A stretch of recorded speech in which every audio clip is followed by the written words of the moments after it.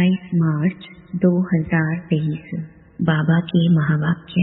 मीठे बच्चे, बाप समान निडर बनो, अपनी अवस्था साक्षी रख, सदा हर्षित रहो।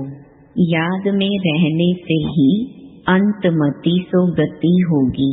प्रश्न: खुश नसीब बच्चे सदा फ्रेश और हर्षित रहने के लिए कौन सी विधि अपनाते हैं? उत्तर: दिन में 2 बारी ज्ञान स्नान करने की। बड़े आदमी फ्रेश रहने के लिए 2 बार स्नान करते हैं। तुम बच्चों को भी ज्ञान स्नान 2 बारी करना चाहिए। इससे बहुत फायदे हैं। पहला, सदा हर्षित रहेंगे। दूसरा, खुश नसीब तकदीरवान बन जाएंगे। तीसरा, किसी भी प्रकार का संशय निकल जाएगा। चौथा, मायावी लोगों के संग से बच जाएंगे। पांचवा, बाप और टीचर खुश होंगे। छठा, गुलगुल फूल बन जाएंगे, अपार खुशी में रहेंगे। गीत: जाग सजनिया जाग। ओम शांति। शिव बाबा बच्चों को बैठ समझाते हैं। ब्रह्मा मुख से, यह है गौमुख, बैल मुख नंदीगण है ना। गीत भी सुना। साजन कहते हैं सजनियों को। अब सजनियां सिर्फ फीमेल तो नहीं, यह मेल भी सजनियां हैं। जो भी भक्ति करते हैं, भगवान को याद करते हैं, तो हो गई सजनियां। साजन तो एक है। साधु भी साधना करते हैं, भगवान से मिलने लिए, तो वह भी सजनियां ठहरे। वह एक भगवान कौन?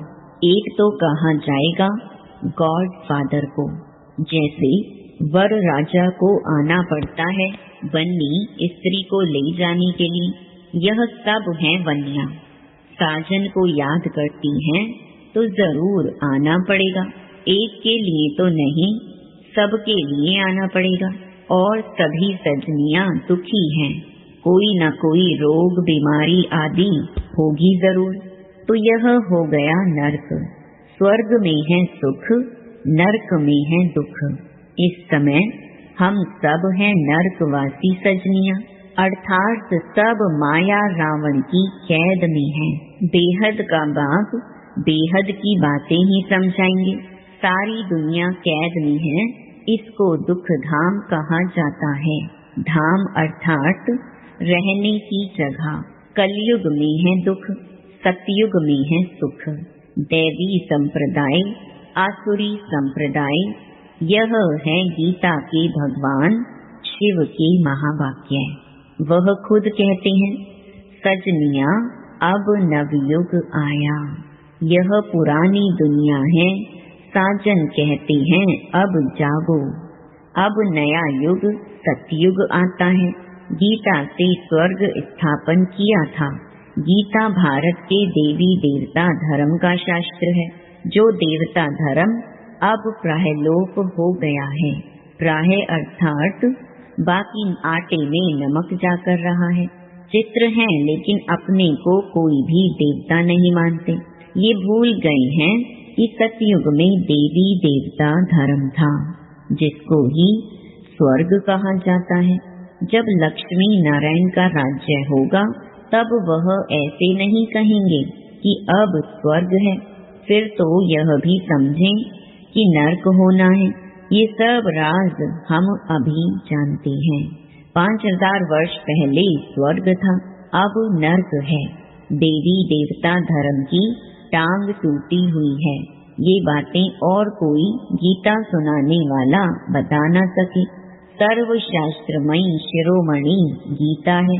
गीता का भगवान ही गीता द्वारा भारत को स्वर्ग बनाते हैं। फिर आधा कल्प वहाँ गीता की दरकार नहीं, वहाँ तो प्रारब्ध है। बाबा खुद कहते हैं ये ज्ञान प्रायलोप हो जाता है। अभी लोप है ना। हम रोज नई नई बातें सुनते हैं। वह तो 18 अध्याय सुनते आए हैं, उसको नया कौन कहेंगे।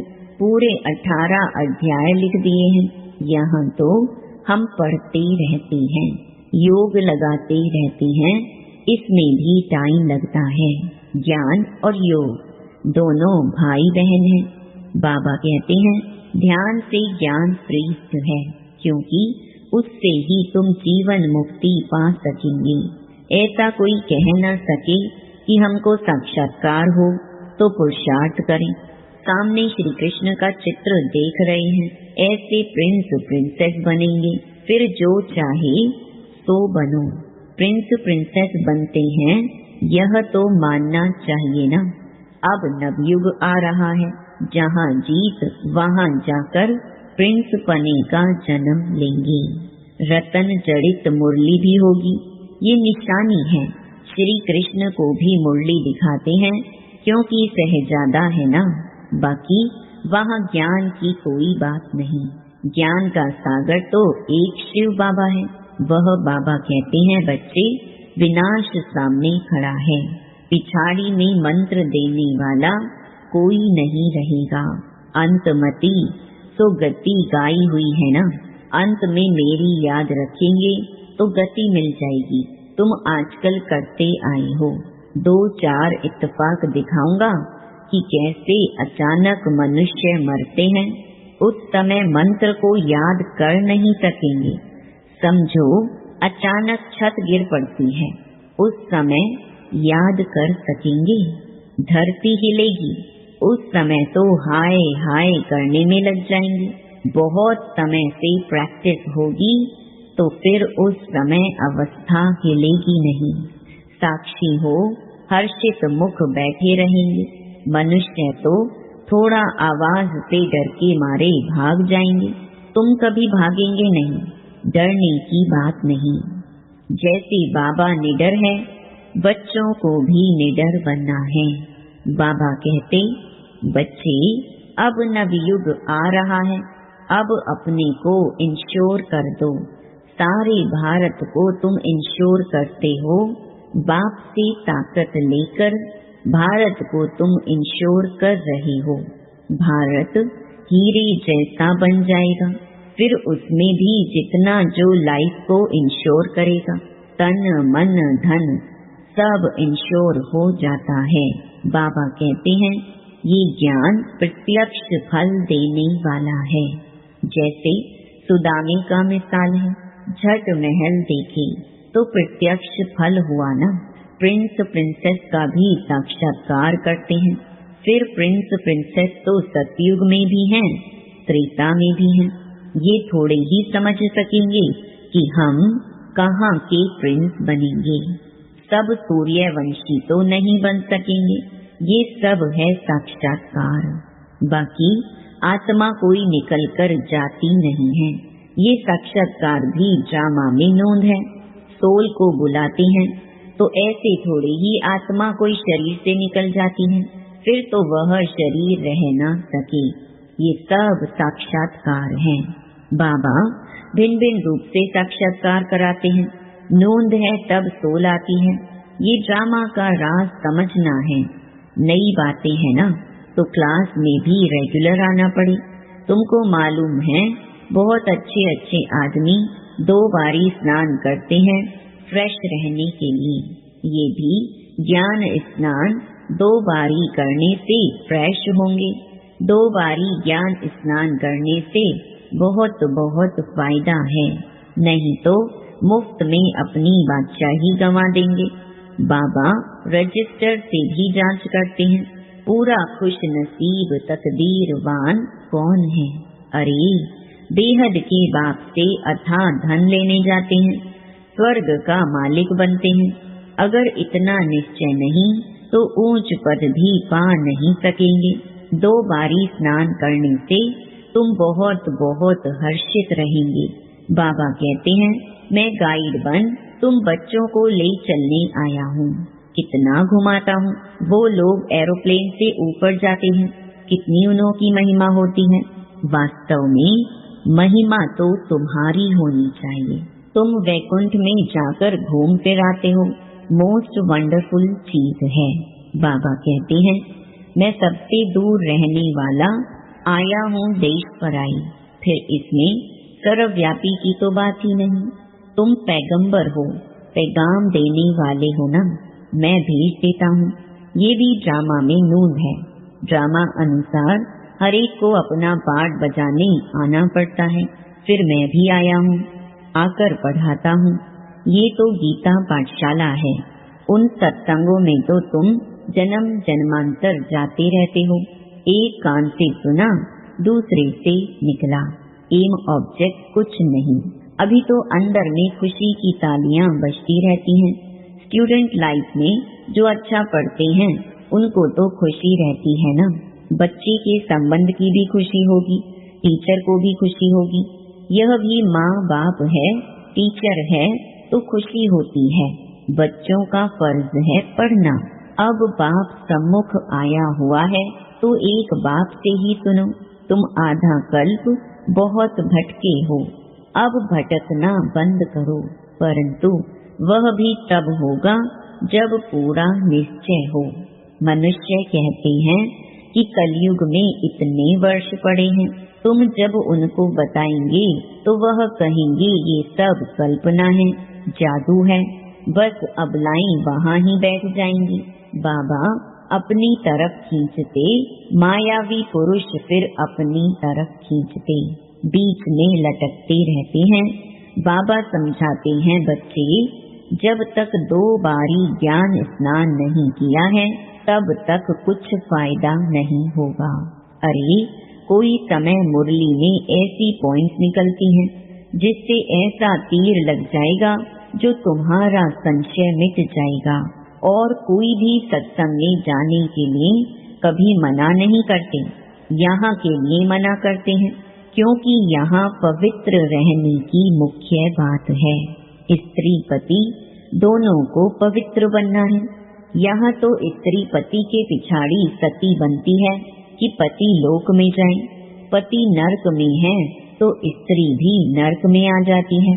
अब तुम दोनों स्वर्ग में जाने के लिए पुरुषार्थ करो। अबलाओं पर कितने अत्याचार होते हैं। बच्चियां कहीं हम शादी नहीं करेंगी, वह कहीं शादी जरूर करनी है। बाबा कहते, बच्चियां इस अंतिम जन्म में शादी करने से मोह की जाल बढ़ती जाएगी।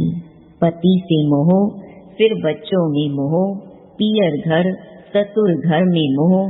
आज बच्चा जन्मा पार्टियां देंगे, कल बच्चा मर गया तो हाय दोष मचा देंगे। सतयुग में तो तुम बहुत खुश रहेंगे। बाप समझाते हैं, बच्चे घर घर को स्वर्ग बनाओ, चित्र रख दो, जो भी आए बोलो स्वर्ग के मालिक बनेंगे। आओ हम समझाएं। बाबा बहुत अच्छे अच्छे स्लोगन्स बताते हैं।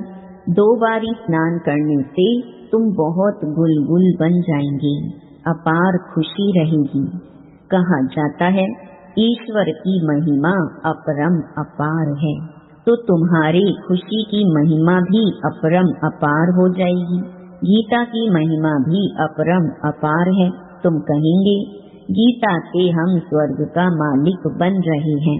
एक परमात्मा के सिवाय कोई ऐसे कहेंगे नहीं कि जाग सजनिया जाग, अब सतयुग आ रहा है, मैं क्षमा तुम्हारी जोत जगाने आया हूँ। ये दादा भी अभी पुरुषार्थी है। बाबा तुम्हें नए युग के लिए नई कहानी सुनाते हैं। कितना अच्छा गीत है। ये रास्ता ही नया है। वह लोग कहते शास्त्रों से ही भगवान का रास्ता मिलेगा, फिर कह देते सब ईश्वर ही ईश्वर है, उसकी ही महिमा है। हम तो दुनिया में आए हैं खुशी मनाने। कुछ भी खाओ पियो मौज करो, आत्मा पर लेप छेप नहीं लगता। अपनी गंदी तृष्णाएं पूरी करने के लिए आत्मा निर्लेप कह देते हैं।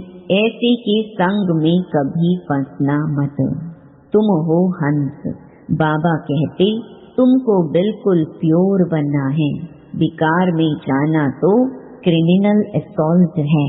भल मेरी बात अभी नहीं मानो, अभी स्वच्छ नहीं बनेंगे, मददगार नहीं बनेंगे तो धर्मराज द्वारा बहुत सजाएं खानी पड़ेंगी।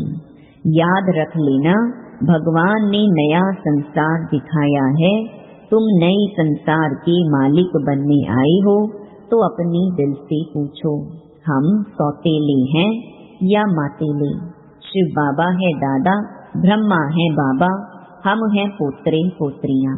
ये ईश्वरीय कुटुंब है। दादा याद नहीं पड़ेगा तो वर्षा कैसे लेंगे? इसलिए दादे को जरूर याद करना है। बाप के सिवाय दादा कैसे होगा?